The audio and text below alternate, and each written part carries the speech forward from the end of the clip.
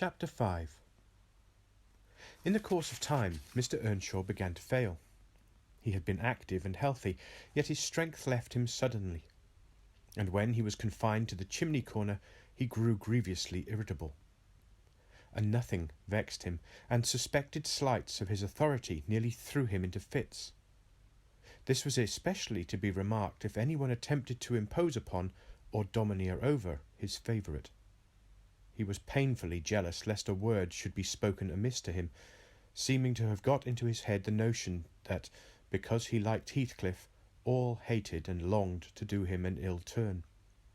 It was a disadvantage to the lad, for the kinder among us did not wish to fret the master, so we humoured his partiality, and that humouring was rich nourishment to the child's pride and black tempers.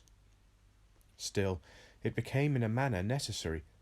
Twice or thrice Hindley's manifestation of scorn, while his father was near, roused the old man to a fury. He seized his stick to strike him, and shook with rage that he could not do it.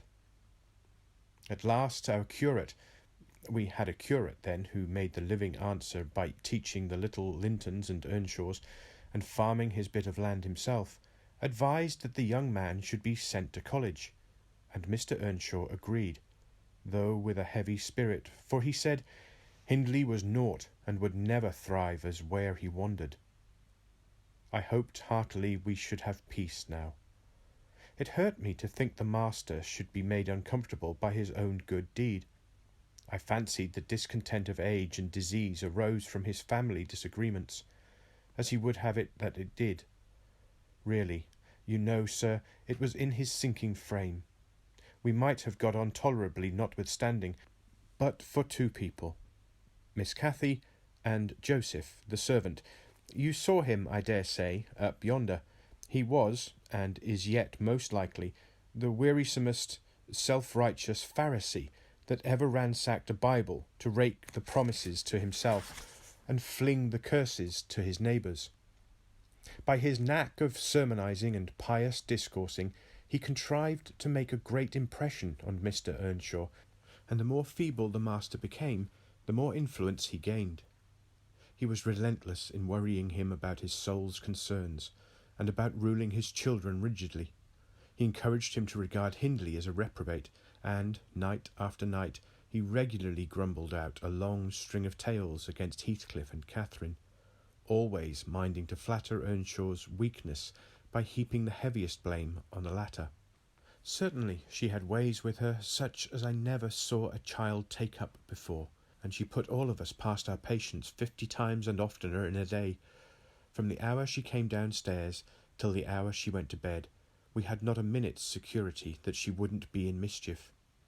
Her spirits were always at high water mark, her tongue always going, singing, laughing, and plaguing everybody who would not do the same. A wild, wicked slip she was, but she had the bonniest eye, the sweetest smile, and lightest foot in the parish. And, after all, I believe she meant no harm.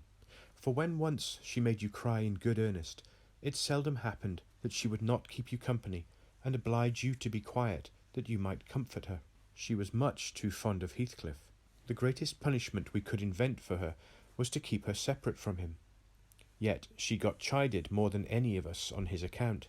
In play she liked exceedingly to act the little mistress. Using her hands freely, and commanding her companions, she did so to me, but I would not bear shopping and ordering, and so I let her know. Now, Mr. Earnshaw did not understand jokes from his children. He had always been strict and grave with them, and Catherine, on her part, had no idea why her father should be crosser and less patient in his ailing condition than he was in his prime. His peevish reproofs wakened in her a naughty delight to provoke him.